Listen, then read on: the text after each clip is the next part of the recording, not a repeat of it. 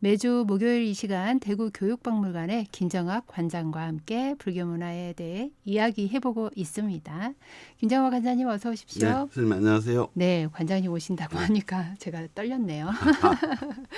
반갑습니다. 네, 불교의 바른 모습을 전하는 방법이 여러 가지 있잖아요. 네, 그 가운데 불교를 알고 싶다는 사람에게 권하는 자기만의 것들이 있겠죠. 그렇습니다.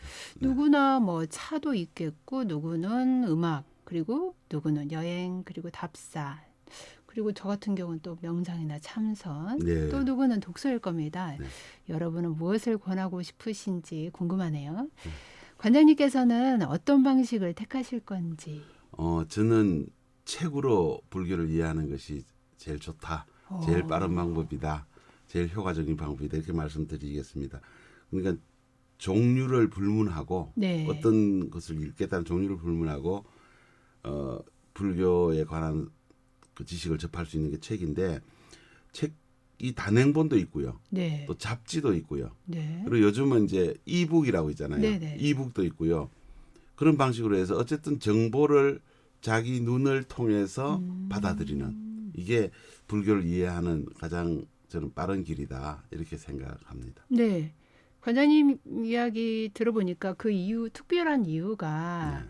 큰 저장 창고라고 생각하기 때문에 예, 초심자가 접근하기에는 좀 네. 용이하다고 생각하실 것 같은데. 그렇습니다. 네. 그러니까 지식 불교의 차원에서만 책이 필요한 게 아니라 사실 선방에 계신 스님들은 사실 책을 보질 않고 차안해라, 눈을 닫아라. 그래서 경전을 읽지 않고 이제 참선에만 열중하시는데 그 차안이라는 뜻을 이렇게 보니까요.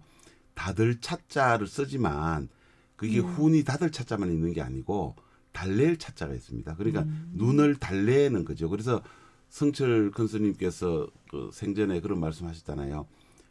참선하는 사람들이 경전 안 읽으면 안 돼. 눈 달래려고 경전 읽어야 돼. 이렇게 말씀하셨거든요. 네. 그러니까 책은 불교를 이해하기 위해서 가장 가까운 거리에 있는 알토란 같은 정보의 집합체다. 저는 그렇게 보기 때문에 책을 권하는 겁니다. 네. 저는 달랠 차자 굉장히 와닿는 게요. 네.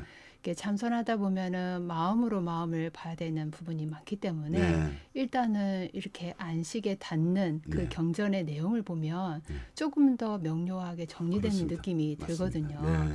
그래서 굉장히 공감이 되었습니다. 책과 불교는 불가분의 관계에 있다고 봐도 되나요? 정말 불가분의 관계에 있습니다. 사실 우리나라에 책의 날이 있잖아요. 네. 근데 세계 책의 날이 있고 한국의 책의 날이 있습니다. 그러니까 책에 관한 명절을 두 번 보내는 셈이 되는데 네. 세계 책의 날은 4월 23일이에요. 네. 4월 23일. 이 날은 세르반테스 그러니까 돈키호테를 쓴 세르반테스와 네. 셰익스피어가 같은 날 돌아가신 날이에요. 아이고. 1616년 4월 23일. 네. 이 날을 기려서 4월 23일 대문호가 돌아가신 날을 기념해서 세계 책의 날이 되었고 네. 또 세계 저작권의 날이기도 합니다. 그래서 이게 1995년에 제정되었어요. 네. 이게 세계 책의 날이고요. 한국의 책의 날은 제조대장경 그러니까 해인사 8만 대장경이 왕관되었던 날 그러니까 1251년 음력 9월 25일입니다. 네. 이 날을 양력으로 환산하니까 10월 11일이었어요. 네. 그래서 가을 독서의 계절 10월 11일은 한국의 책의 날입니다. 네. 그러니까 이 한국의 책의 날은 불교에서 비롯되었잖아요. 이게 세계 책의 날보다 8년 전에 이미 제정이 됐어요. 1987년에 제정된 한국의 책의 날인데 사실 그 제조대장경을 얘기하지 않더라도 뭐 최초의 금속 활자본이 불교책이잖아요. 직지심체요절. 네. 그리고 또 세계 3대 여행기 중에 하나인 왕호천 축국장. 네. 이 부분도 사실 해초 스님이 쓰신 책이니까. 네. 네. 그래서 불교는 그 책하고 뗄래야 뗄 수 없는 아주 깊은 그러니까요. 신한 종교다 이렇게 네. 말씀드릴 수 있습니다. 또 요새 이야기로 보면은 굉장히 신박한 맞습니다. 네, 맞습니다. 네. 그런 것 같은데요. 네. 어떤 책을 권해주실 건지 쉽게 구할 수가 있을까요? 일단 저는 세 권의 책을 꼭 권해드리고 싶습니다. 네. 저는 오랫동안 이 말씀들을 여러 이웃들에게 전해왔는데요. 네. 제일 먼저 부처님을 이해를 해야 불교를 이해한다. 그렇죠. 그래서 부처님의 생애를 아주 꼼꼼하게 들여다보는 책을 반드시 읽으시라. 그래서 저는 그 와다나베 쇼코가 쓴 불타스카몬이라는 책을 제일 먼저 권합니다. 네. 이건 법정 스님께서 번역을 하셨기 때문에 번역도 정말 맛깔스럽게 네. 잘 하셨거든요. 그래서 불타스카몬을 읽으셔야 되고요. 두 번째는 동국대 교수님을 지내신 그 개환 스님께서 네. 비구니 개환 스님께서 상식으로 만나는 불교라는 책이 있습니다. 이게 나온 지는 그렇게 오래되지 않는데 불교에 대한 모든 궁금증은 다 있어요. 네. 네. 그래서 개환 스님이 쓰신 상식으로 만나는 불교. 그리고 세 번째는 우리는 그냥 사찰을 다니고 대웅전에 가서 부처님 뵙고 그냥 돌아 나오지 않습니까? 그런데 그러면 밤에는 이 산사가 어떤 모습일까? 스님들은 어디서 뭘 하실까? 뭘 드실까? 굉장히 궁금하잖아요. 그래서 도년 스님이 쓰신 산사의 하루라는 책을 꼭 읽어보셨으면 좋겠습니다. 예. 그 새벽 3시부터 잠드실 때까지 사찰에 어떻게 움직여 가는가 하는 것들을 알 수 있는데 그래서 불타스카모니 상식으로 만나는 불교 산사의 하루는 꼭 보시고요. 그 다음에 일연의 삼국유사라든가 고원 선생이 쓰신 소설 화엄경이라든가 김성동 작가가 쓴 만다라라든가 네. 이렇게 자꾸 변경을 넓혀가야 되는 거죠. 근데 불교에 관한 책 얘기를 하면 시간이 부족할 것도 없죠. 맞습니다. 저도 불타스카모니 책 읽어봤는데요. 네. 굉장히 그 서정적이기도 맞습니다. 하고요. 네. 그냥 너무 먼 이야기보다는 가까이 있다라는 혹시 생각이 이런 편견, 들었거든요. 왜 꼭 일본 사람이 쓴 책을 읽어야 돼? 이런 편견은 굉장히 어리석은 편견입니다. 네. 네. 글이 그렇지. 굉장히 좋아요. 네. 부드럽고. 너무 어렵다 싶을 때는 내용은 비슷하되 이해가 빠르게 되는 책도 있나요? 물론 있습니다. 네. 예전에 그 불교 방송의 인기 프로그램이었던 퀴즈 대장경이라는 네. 프로그램이 이제 책으로 묶여져 나온 게 있거든요. 네. 그래서 이 책은 알고 보니까 이제 각 학교 그 불교 학생회에서 수련회 같은 데 가면 이걸 가지고 막 퀴즈 대회를 한다고 해요. 재밌네요. 네. 그래서 퀴즈 대장경은 아주 명확하게 답을 알 수 있는 부분이어서 권하고 싶고요. 두 번째는 동국대학의 정승수 교수가 네. 쓰신 불교 상식 백문백답. 이것도 뭐 간추린 불교 상식 뭐 이렇게 해서 여러 버전이 있는데 이건 뭐 처음부터 읽어도 되고 뒤부터 읽어도 되고 중간부터 읽어도 그렇죠. 되는 아주 좋은 네. 책이고요. 그리고 데즈카 오사무라는 일본 만화가가 그린 붓다. 만화로 보는 부처님 생애 네. 붓다. 이것도 보시면 오. 오히려 부처님 생애를 책으로 읽는 것보다 만화로 읽으면 데즈카 오사무가 아톰 그린 만화가거든요. 네, 그래서 그렇군요. 만화가 굉장히 친숙하게 느껴지면서 부처님 생애를 꼼꼼하게 들여다볼 수 있습니다. 그리고 한예종 총장을 지내신 그 건축학자 김봉렬 선생의 가보고 싶은 곳, 머물고 싶은 곳, 사찰 순례하는 것이고요. 그리고 최완수 선생의 명찰순례라는 책도 아주 고전 중에 고전입니다. 근데 유홍준 선생께서 쓰신 나의 문화유산 답사기도 불교를 많이 다루고 있지만 네.